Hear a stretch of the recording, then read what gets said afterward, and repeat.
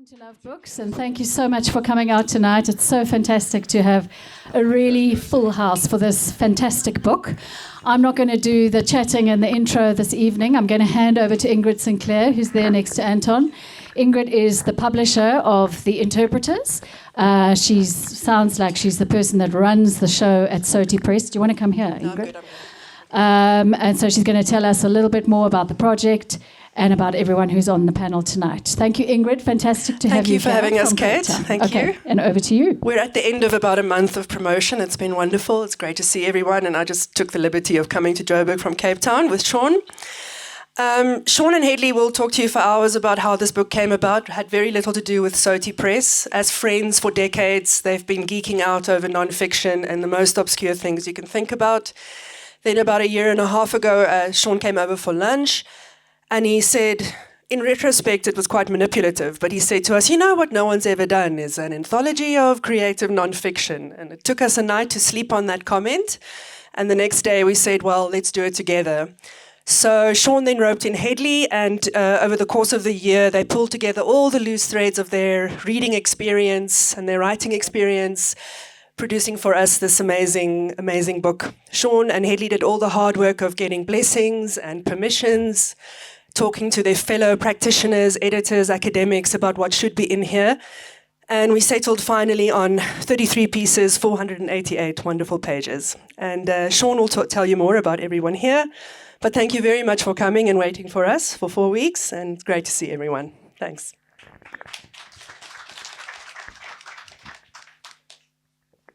Thanks, Ingrid. Thanks, everyone, for coming out. It's nice to be in Joburg, breathing this thin sort of acrid air. So, you know, I'm in a slightly unusual role. I've been sort of the person who's being asked questions up until now, but today it's reversed, and we have Anton Harber here, who needs very little introduction. Anton is a journalist, an author, professor of journalism, an executive director, and director of many institutions and initiatives in support of journalism. So, and obviously all contributors in this anthology. Zanele MG is an investigative journalist, but much more. She tells stories in other ways. She's a podcast host. Recently read a wonderful op-ed by Zanele following the Trump-Ernie Els fiasco. And then Bongani Madondo, who also, needs no introduction in Johannesburg particularly, author, journalist, critic, and many other things besides. So I'm doing a bit of a Melvin Bragg intro. They've got long lists of publications to their names. If you get the book, you'll see those publications written out in full. So it's wonderful to meet again these authors. I'm a bit nervous actually tonight because these are people I esteem, and I'm a writer of long form of creative nonfiction myself, but we don't meet each other really. Soti Press, the other half of Soti Press, Tudor Caradoc Davies, started a fly fishing magazine called The Mission, and it really was a sort of lightning rod for all those fly fishermen around the world who are not interested in trout or the orthodoxy. And he said the internet enabled this coming together.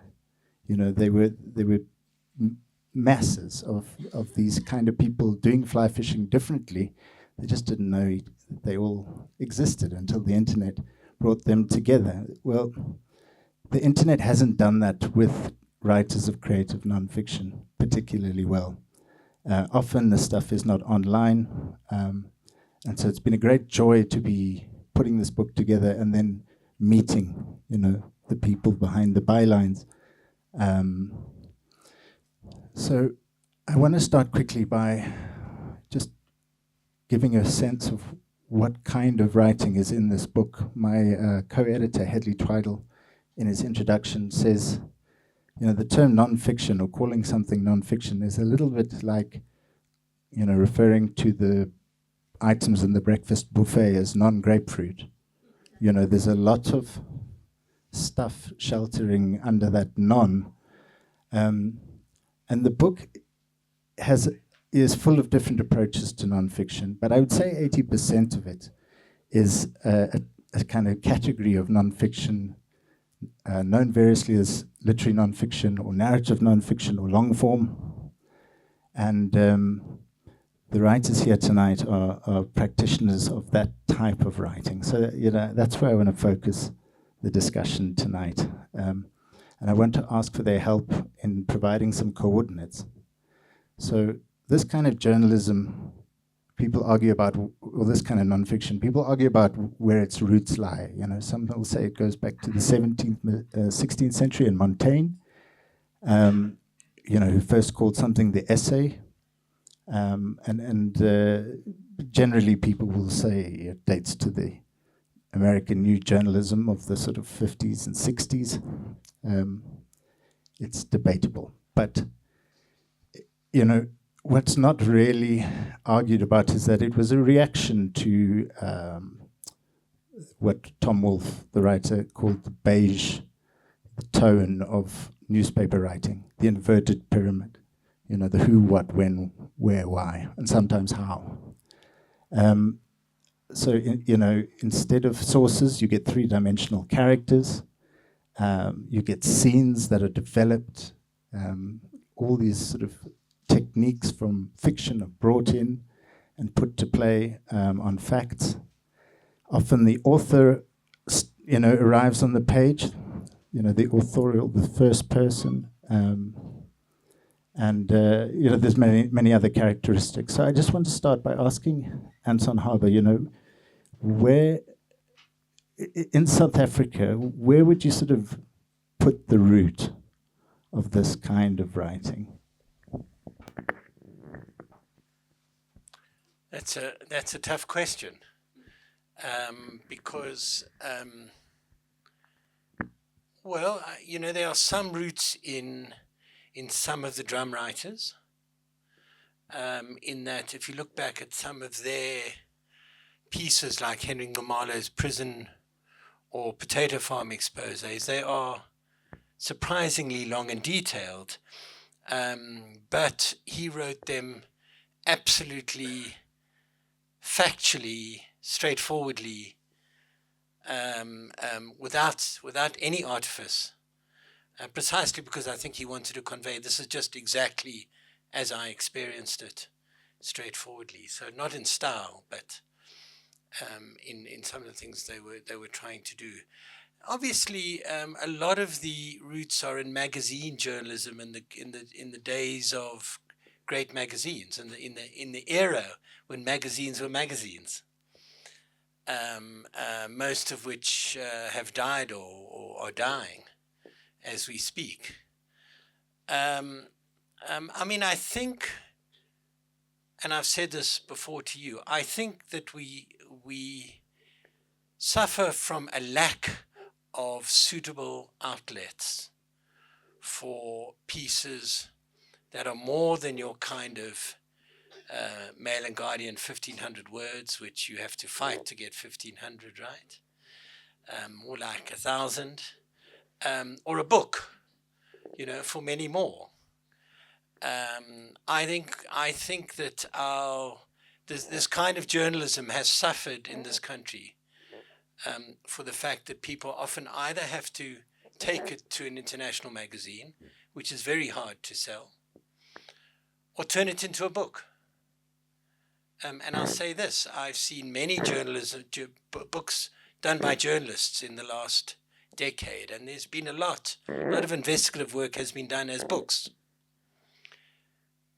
Many of them, I say, well, this was a 10,000 word piece which was stretched into a book.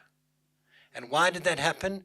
Because there wasn't a place to put 10,000 words. I know my piece, it was published in Proofrock, which was a small local publication that lasted only a few editions. And then I sent it to The Guardian. And so you have to take it out. So I think it points to a real gap in our publishing. So well done for producing the book and creating some space. And Anton, I just, anybody can just weigh in and correct me if my sort of framing is wrong. But you mentioned the drum writers, and maybe they were a bit of an island or an exception, because by and large, South African media is resistant to those changes in journalism across the seas. You got Dennis Beckett's Frontline in the 80s, which published some good stuff. Scope magazine, that kind of, that real enemy of Dopa sensibilities published some good work as well. But in the 90s, something definitely seems to have changed a little bit. The mainstream media, the newspapers particularly. And I see Sean Duval is here, but I mean, there's a moment in 1995 which you were involved in, where I think you were telling me that there was a realization that the hard news approach of the 80s just wasn't quite cutting it. It wasn't dealing with the complexities of the transition, and so 6 long-form pieces were commissioned, one of which was the sort of groundwork for Anki Krog's Country of My Skull. And thereafter, there's a bit more of a flow. The supplements grow in size in some of the newspapers, and a lot of the writing that first turned me on, to this approach, dates from the late 90s and then through the 2000s. Now, Bongani, Madondo, you were sort of working through this time. I wonder if you can tell us a little bit about the kind of the scene when you started writing and the opportunities and some of the influences going around. Sure. Before I do that, I lost my copy, and it's got a lot of sellotape and a couple of bookmarks set to Tony Harber's and Zanele's chapters. So if you see a copy of my interpreters, it looks weather beaten a bit and marked with sellotapes. Yeah, is that it? Jesus, man. What's your problem? I'm kidding. This is not it? This is it. Exactly. Cheers. No, thanks. Sean, yeah, you asked about the roots of it, and you're asking me about the 90s. But before we do that, I just think context matters. So I think the idea of writing doesn't necessarily depend on the platform that is available. Platforms do help. They create movements. They give you editors who believe in you, and they give you support structure. But writers sometimes are individuals. So the kind of writing that is long-form writing has always been here for quite a long time. Writers of fiction and anthropologists as well Olive Schreiner used to do this kind of long-form journalism or writing, taking time off her work in fiction, and a whole lot of others. So yes, when drum arrives on the scene in the late 1940s and sets the country on fire in the mid-1950s, that kind of writing has always been around.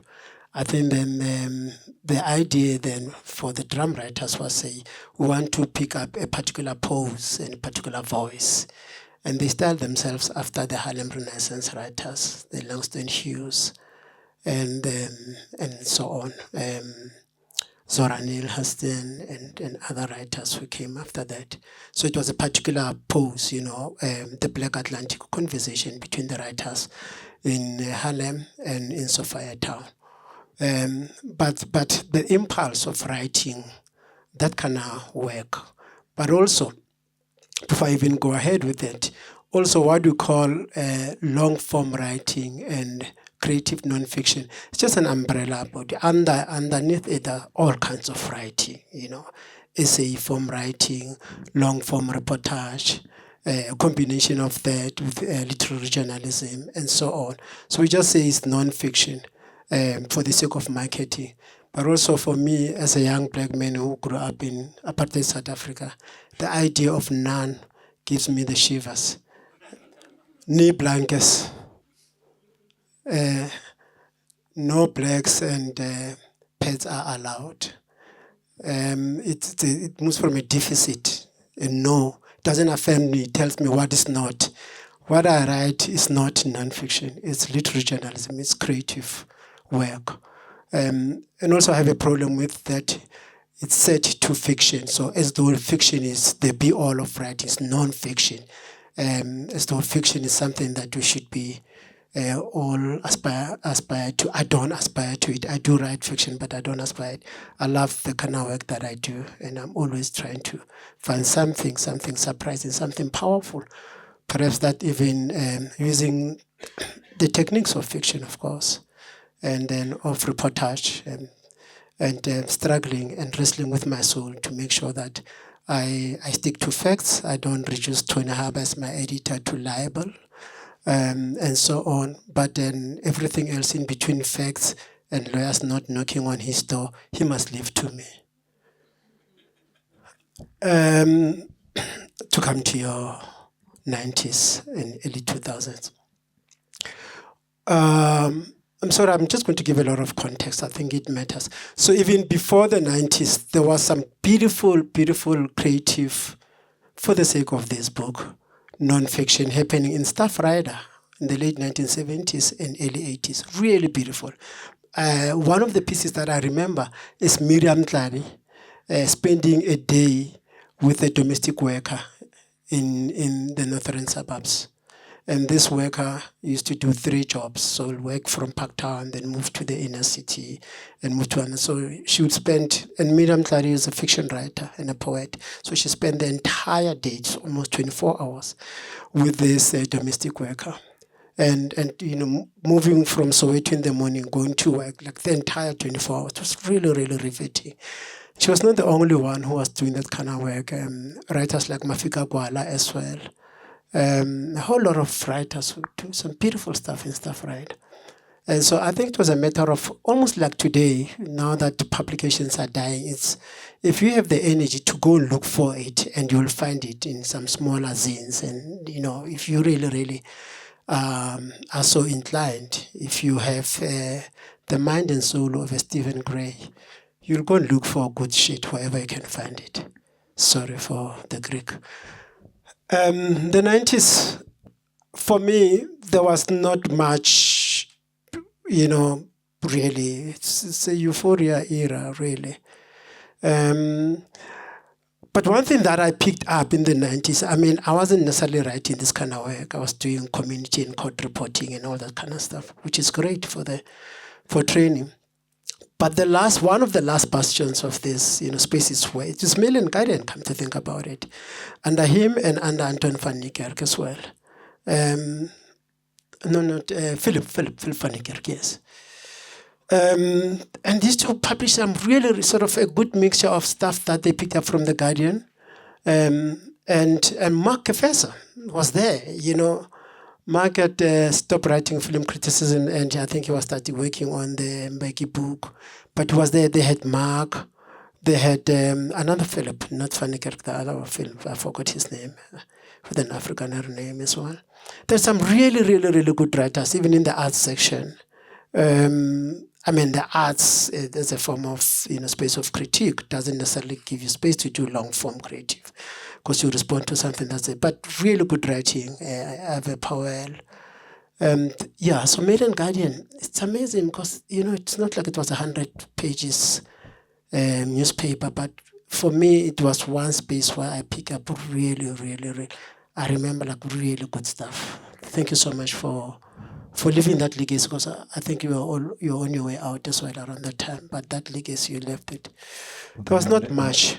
I'm going to cut in. No, here so you have to cut me. Just to give, but you're right, context matters. And you also, I think, indicate something else that I should have said right up front, which is this is not the collection of South African nonfiction. It is a collection. It is a selection. If we've had many arm wrestles, Madondo and I, if it had been totally up to him, it would have been a very different collection, I'm sure.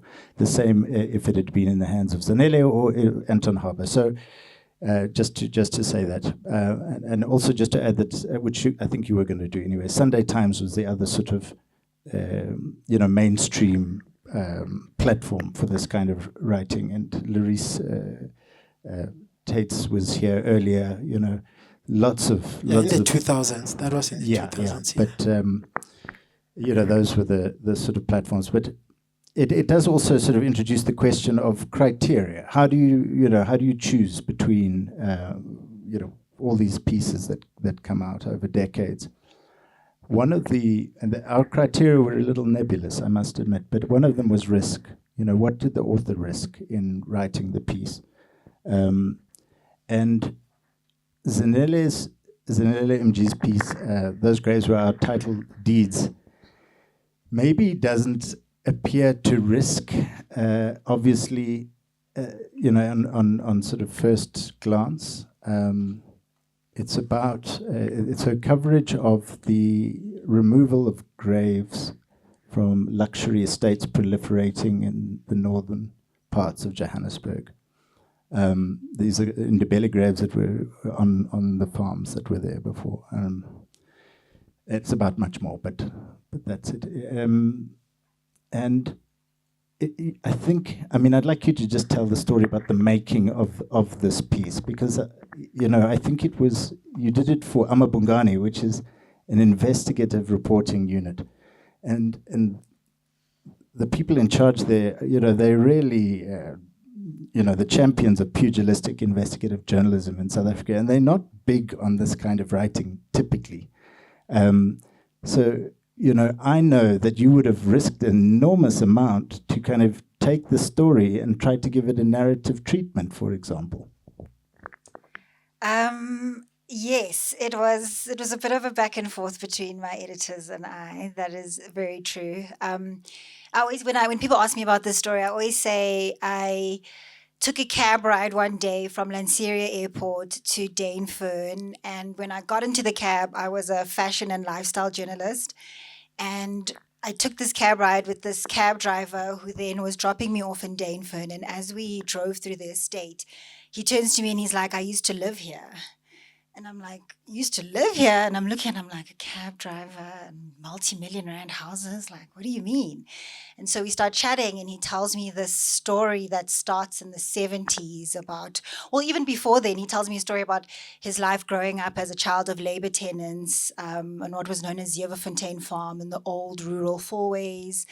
And how when it came to around the 70s and the 80s, when the winds of change were blowing through South Africa, the farmers all sold the land. They were left to fend for themselves, and they were told, "You need to go. This land has been sold. It's going to be developed." And in the process of that, they couldn't take anything that couldn't fit on the back of a truck. So graves got left behind. And that was kind of the beginning of a 30-year saga of them trying to find their graves, trying to assert their land rights and all of that. And like I said, I was a fashion and lifestyle journalist at the time. But I've always loved a good story, and my instincts just told me, dig into this. And so I kept digging and digging and digging. And like you said, Anton, trying to figure out where I can publish something like this. Because when I started my journalism career, it was that that shift from print to digital. So I was really excited by the possibility of digital, actually, because you can be so indulgent. You can do something, you can add multimedia, videos, all sorts of things. And so I kind of was looking around, and I thought, okay, Bongani allows for long word counts, for depth, and for all that kind of thing. I recognized that it wasn't the similar style. Everything I'd read from them was very financials, numbers, follow the money, that kind of thing. But I knew that there was an investigative element, and I would be allowed to give it as much time and as much space as I wanted to. And so I applied to intern at Bongani, and I first came in and I wrote some stories about some municipal contracts or whatever, just to kind of get settled in. And then as soon as my 3-month internship was over, I then was like, okay, I've got this story and this is what I'm doing. And I was so inexperienced that I wasn't even really sure what form it would take, but I knew that I had to do it justice with my writing and with like the multimedia elements. And so, yeah, it was a back and forth with my editors. It was, the vision wasn't really there. I didn't even know what I was trying to sell myself. But eventually we got to the stage where I was given permission, and I actually built an entire, there used to be, I relate too much to your story, Anton, because there used to be a multimedia journalism platform called Activist, where you could build stories as entire websites. You could put sound clips, you could put videos, you could put pictures. And so that was the original way that the story was published. It was this entire multimedia world, which unfortunately was taken down without me, before I could rescue it, because Activist went under. It was one of those publications that didn't last very long. And so, yeah, that was the story of how I fought for this piece. And the response to it was completely overwhelming, because I did not expect that at all. It wasn't a story that was, I didn't have indications from within the newsroom that it would do so well. And I'm just so grateful that it resonated with people. Yeah, it certainly did. And I think, one question I'm often asked is, because we are hooked on this investigative journalism. South Africa has a wonderful tradition of investigative journalism, and it's so important. And people tend to say, well, what's the value of this kind of longer stuff? It clutters the newspapers, and it gets in the way, and it costs a lot of money.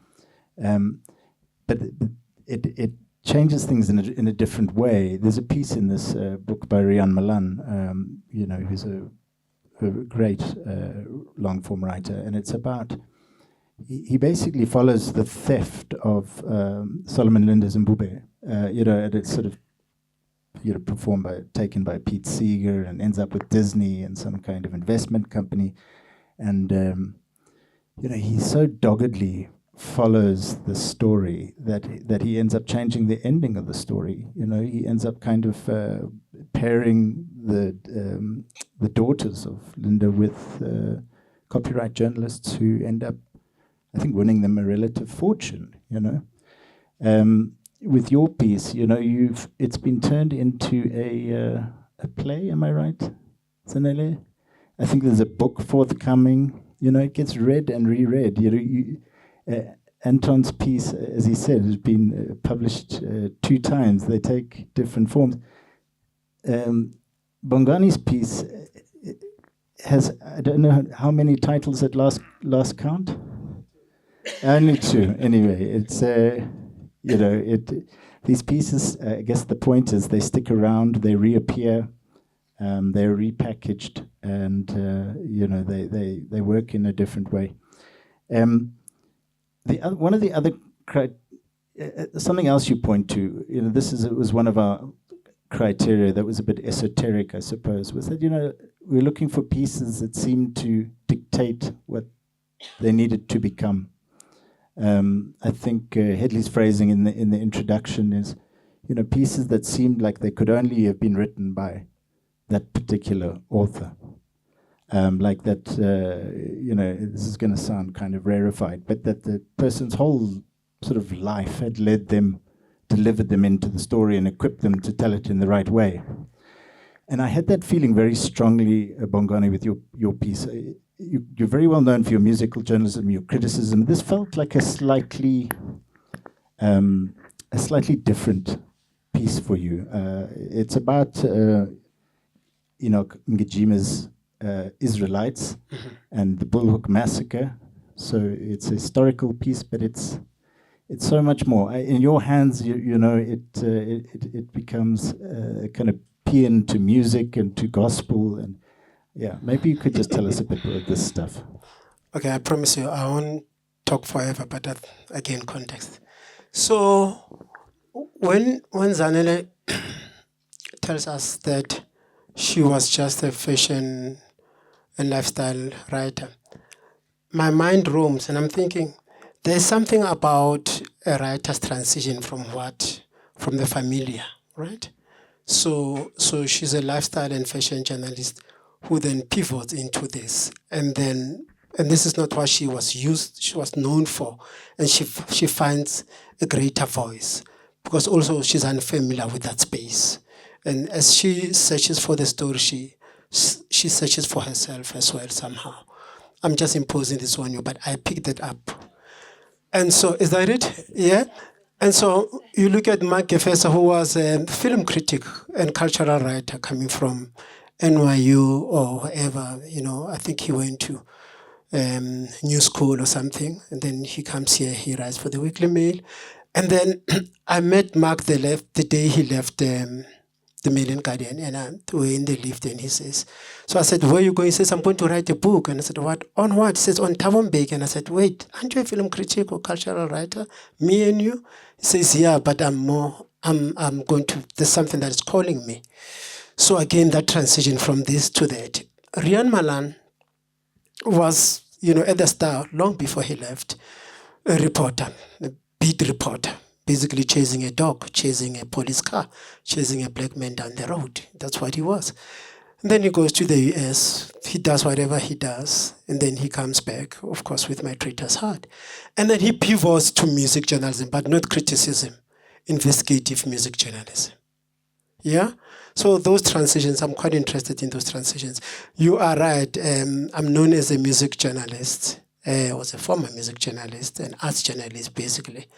But it is those stories that have nothing to do with music that are much more musical to me, that are much more lyrical to me, that offer, because storytelling is storytelling, and music or all kinds of things that we do, including cooking, cuisine, or whatever, that it's a form of storytelling and searching for something. It's movement. And I'm interested in the idea of movement. Even when the narrative has knots for you to untangle. So how did I get into this particular story that you're asking me about? I was on holiday, or I was going on to holiday in Queenstown. My wife is from Queenstown, in a little place called Whittlesea. The Xhosa people call it Hedley. Yeah. And so we're walking around the streets, the market and everything. And I saw on the street poles, pretty much like the street poles you see in Johannesburg, that promotes a doctor from Malawi promising to enlargement of things. It was exactly something like that, right on the street pole. And it says the 100th anniversary of the Bulhoek massacre. And I did minimum, and I was like, it's not 100 years, I think it's 90, but whatever. I made a mental note, I wrote a little message, and I said, I'm coming for this one. So we went on holiday, Whittlesea, nondescript town, nothing grows. It was fine. Then I came back. In the new year, I went to see Tanya Pampolone at the Mail and Guardian, and I said, I like the ideas of history coming into life, and I've seen a story that is about to happen in Queenstown on the anniversary of the assassination of Inokom Gijima, who was a millennialist, a black fantasist, a cult leader, also a religious leader, you can say, on the equivalent of Shembe and Lekhanyan of ZCC. So I explained this thing to this California woman, and she says, oh, this is great. How are you going to write it? We don't have a budget, and blah, blah, blah, blah, blah, but I'll give you space. So I'll take a bus. She says, will you take a bus? Okay, if you take a bus, we'll hire a place for you. I said, okay, I'll need a week there. She says, great. So I take a bus. Off I go to Queenstown on the basis of something that I saw 3-4 months earlier on the street pole. And I go book in this little lodge, and I start walking around there, ask where the church is, who's a member of the church. I'm, digging from the history in my head, because I read about this when I was in grade 7 or standard 5. We used to do standards around that time. And I'm thinking, is it true? I mean, the last time I saw this story was in a textbook, the Bulhoek massacre. And so does Bulhoek exist? Well, here I am, I'm in Queenstown, and they say, in fact, there's a church that belongs to the Black Israelites, and there is a place called Bulhoek for real. Like, really? So I go to meet the church elders, then they take me to the area called Ntabelanga, Bulhoek proper, in Xhosa parlance, where these things happen. Now, history is coming to, like really. And they show me the mountain where these things happen. Then I start interviewing them. I go to church. I start digging. And one thing led to another, and I could see the recreation of that. But there was something that really, really, really captured me, that gave me life. The music that came from the church. I mean, the story itself, it's a fabulous story. It's fantasy. It's unbelievable. This guy thought he could face the might of the white man's technology of artillery with the Bible and the Word of God. That's what he thought. We know that story. A lot of people with Marigana and others, people say, I'll go to my Inyangas and then whatever you believe in. But that's what it is. When I say that's what it is, I mean other people around that time were advanced in terms of technology, and other people were advanced in terms of their beliefs. Never the two shall meet. And so it was that. But at the heart of it was the story of land. It was the story of occupation. It was the story of land grab, but not by the usual suspects. The people who grabbed the land were my people, were people from all over Southern Africa, including South Africa, who went to this place close to where their cult leader, their bishop lived in. They built in their shacks, and the shacks built, developed others and so on, and the whole village grew. And of course, they didn't have food, and so they had to raid the farmers' food. Basically, it's like the story that happens today. They raid the farmers and took the cattle, and out of that sedate, serene place, a new village, serious village, like a shackland, grew. And that, for me, really, really interested me. I mean, it really intrigued me. Like this time around, my people were the land grabbers. Although you cannot grab land in Africa if you're an African, but that particular time they were the land grabbers, because the local Xhosas did not want them either. And in your idiom, which is forged in rock and roll writing and writing about various different forms of music, it just becomes something completely unexpected. I think we're probably gonna. Are we good? Okay, so I think Anton, your piece is about a festival organizer's worst nightmare. I'm going to allow you to maybe just give a bit of background to the story, but I'll set it up a little bit. Weekly Mail has invited none other than Salman Rushdie to participate in this festival. Hugely exciting. He's just published the Satanic Verses and kind of put the crosshairs on himself and pulls out and instead go ahead with our two Nobel laureates, Nadine Gordimer and John Coetzee.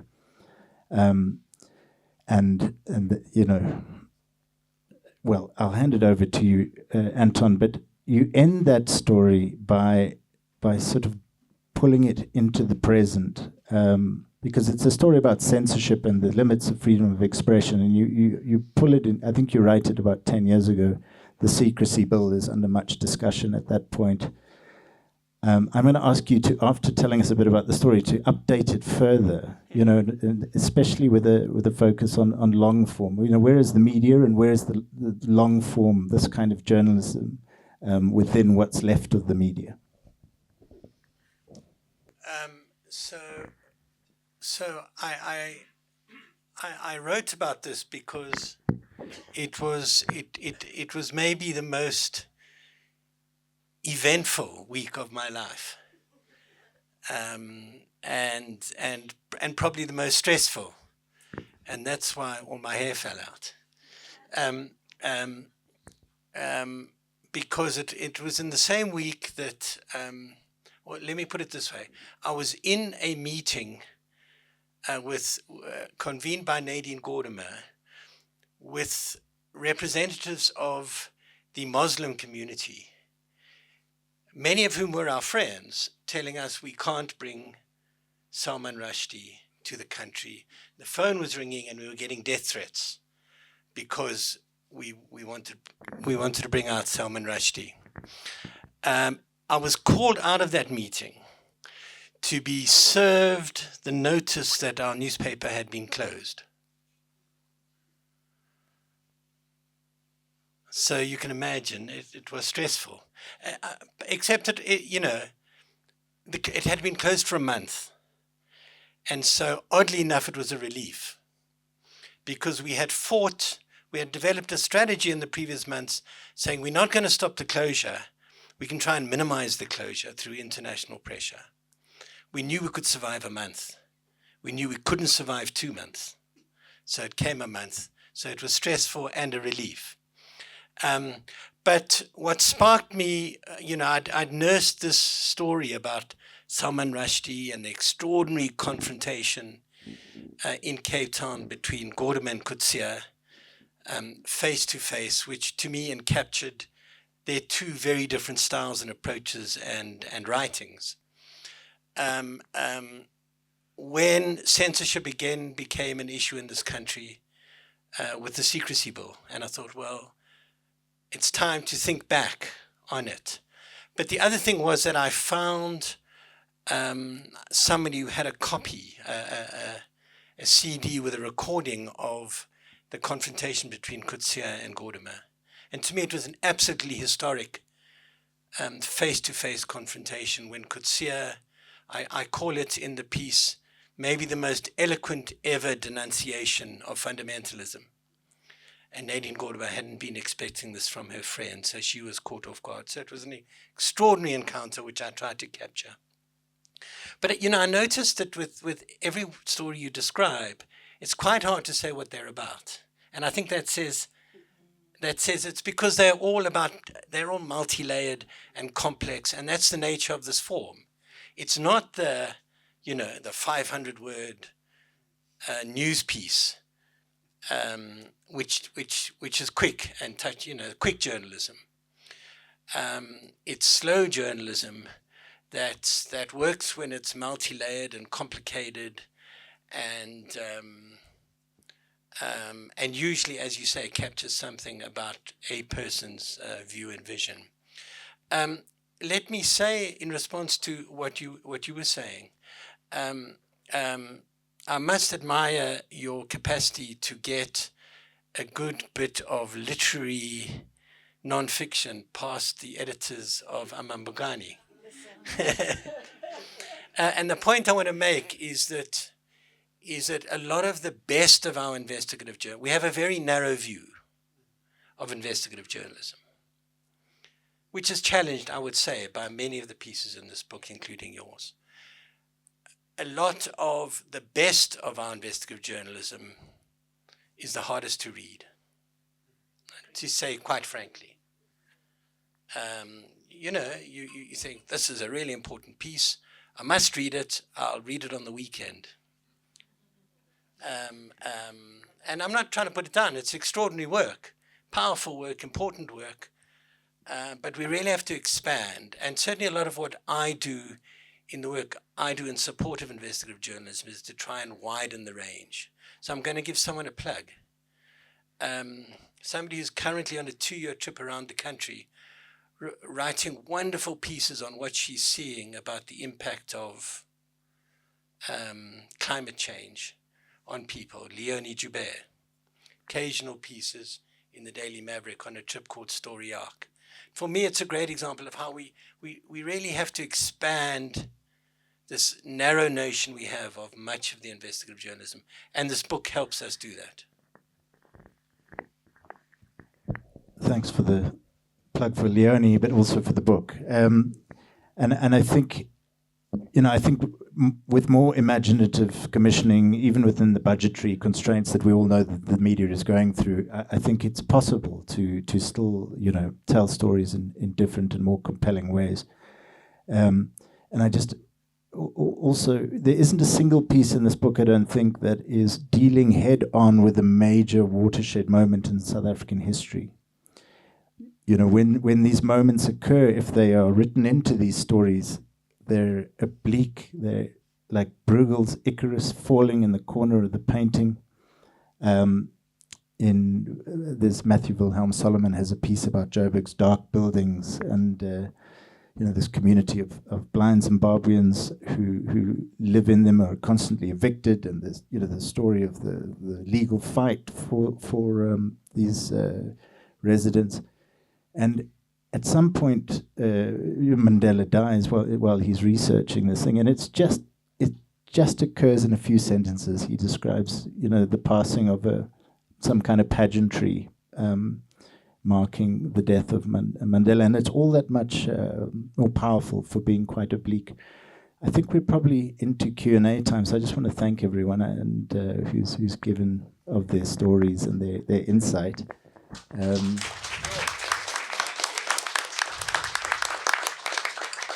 And I'm not sure quite how much time we have. We've got 15 minutes for questions. So there's already one hand up. Let's go one at a time. In the white hat.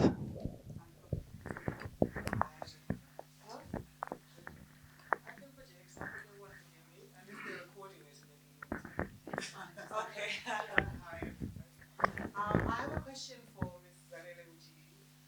I think your story is very crucial to even what is happening right now politically, what was happening in the White House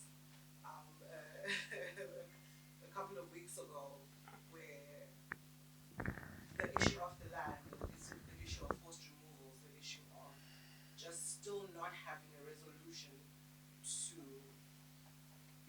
decades and years of just dispossession. I want to know, perhaps, like, what are the aspirations of the people who you managed to encounter speaking to this issue of fourways and in particular, and maybe how it relates now to the newly enacted Expropriation Act and the general kind of, topic of getting back to that.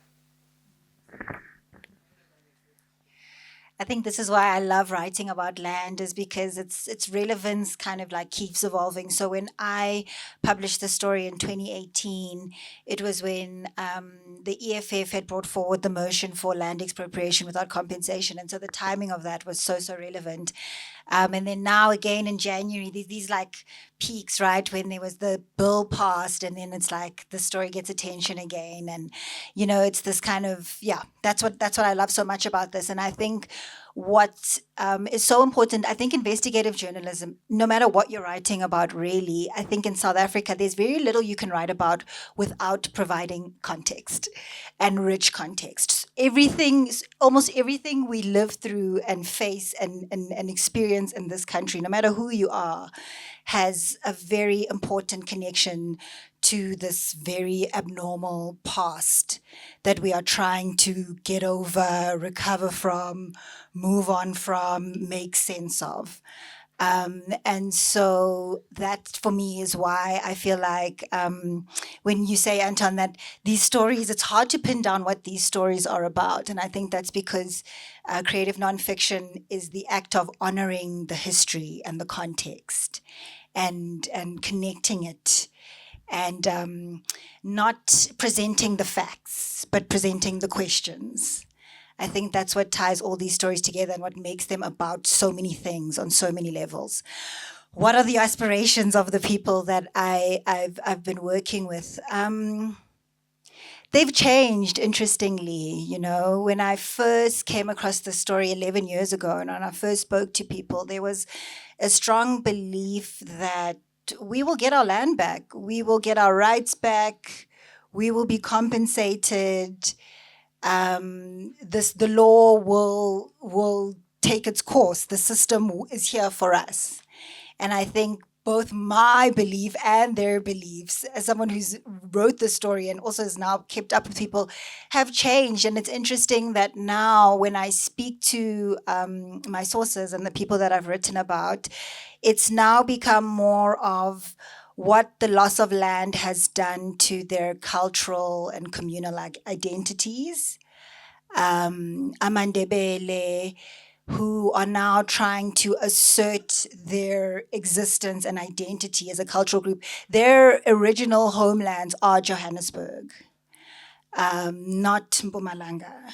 And so it's kind of, there's been this passage of time where they've watched just everything get so developed and everything gets so full that they can no longer even come and do like cultural ceremonies like they used to. Like their connection to the land has continued to evolve. And now it's just almost like a, will we survive intact culturally and identity-wise has now become the main concern. The hope and the belief in some sort of like legal or financial or redress in that way has waned at this point. They're just trying to stay together as a people. Zanele, I could really empathize with your activist story. Several stories of mine are an activist, they have disappeared. But it's broader than that. The Mail and Guardian, which I used to work for, some of my stories have been corrupted along the way. So, a great story I did about Chinese military bases in Djibouti now has a lovely illustration of a picture of Taylor Swift to go along with it. Now, the point is that what this collection does is it preserves some of our finest writing in a way that is accessible not just for now, for people in the shop and advise it, but for decades to come. And I think that's a really, really important service. So thank you for putting this together. And then, Sean, I wanted to ask you, was it hard to find some of these stories? Did you have any challenges accessing the material? Nice to see former colleagues. Well, it was and it wasn't. So no one platform has sustained this kind of writing all along, as you know. Sunday Times and Mail and Guardian were mentioned, but there's been, it's beyond the ambit of most companies to support this writing. So it's in journals. It's Rustam. One of the most phenomenal pieces is by Rustam Kozain, a poet. It's called Dacha. Dacha hardly features in the story. It's about growing up in Paarl. He published it on his personal blog initially. It was later published by Chimurenga, which I haven't mentioned, which Chimurenga is probably the most ambitious experiment in nonfiction this country has ever seen. Anton Jabe started this in 2002. It ran through until, well, it's still going in a very boutique kind of fashion. But phenomenal. I should have mentioned that earlier. So yeah, but we didn't try and read chronologically and comprehensively, through every edition of Scope and Frontline. And we had a working list from 20 years of talking about this kind of stuff. And then we basically approached the people on that list and said, what were your favorites? What have we, so a real sort of crowdsourcing approach to this, which is why I say it's, it is not the collection.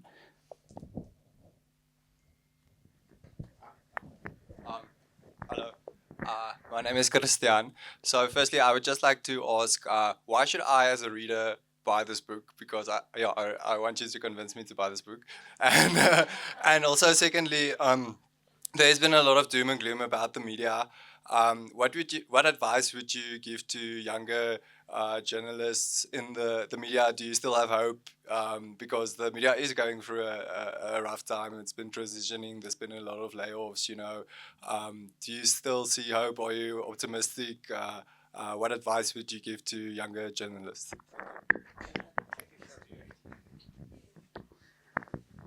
So, and I think I'm going to try and answer both of your parts in one. We live in a world that has become very careless about words, very careless about facts or truth, very careless about stories, and I think of Trump and Ramaphosa when I say that.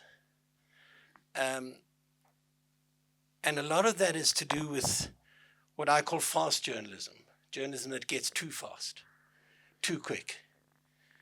And what you see here is a collection of slow journalism, of people who care about really understanding something, about researching or reporting it deeply, taking great care over how to craft it as a story. And these things are rare and increasingly rare. And this reminds us that there's been many instances of them, but they're kind of lost because, as you say, they dispersed in many different places. And so I think that also partly says that, I remain somebody with a great faith that it's still worthwhile a young person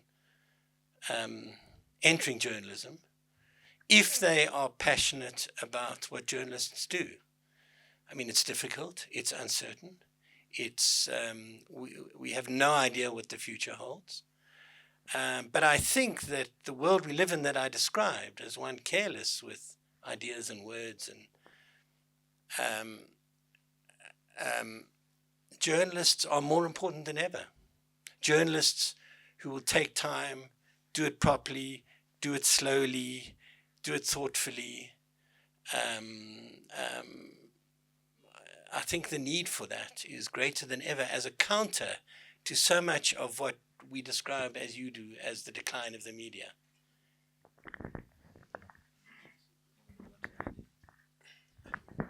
Right. Miles, former editor of Rolling Stone South Africa. I actually have a question for Anton, being a veteran editor.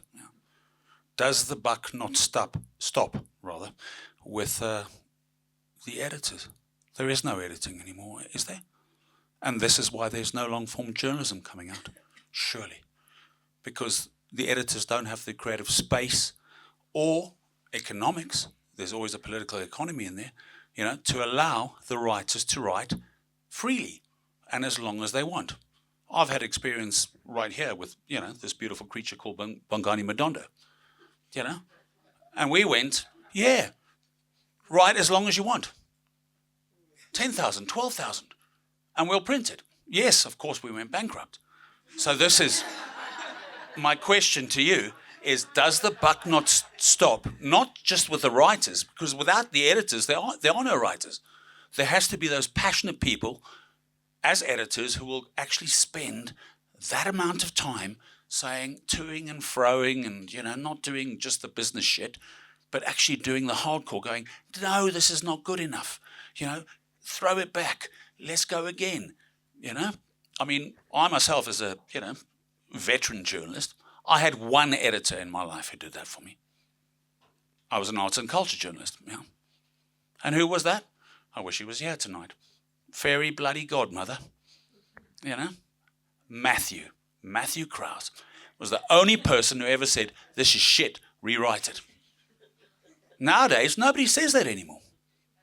They just print it, as is almost. And then the sub-editors, who perhaps are not that skilled anymore either, turn it into something else. So this is my question to you. Does it not start with the editor actually taking control of everything? Just like in the old days. I know it ain't the old days anymore, but, why shouldn't it be? When somebody is actually in charge and going, I will read every single word on this page before it goes into print. Because that doesn't happen anymore. So you can both answer this question. Yeah. I'm handing on. Although you implied that my long-form writing bankrupted the magazine. I implied no such thing. Do you really want me to go on a rave about how editors just weren't as good as when we were editors? Correct. Why not? No, look.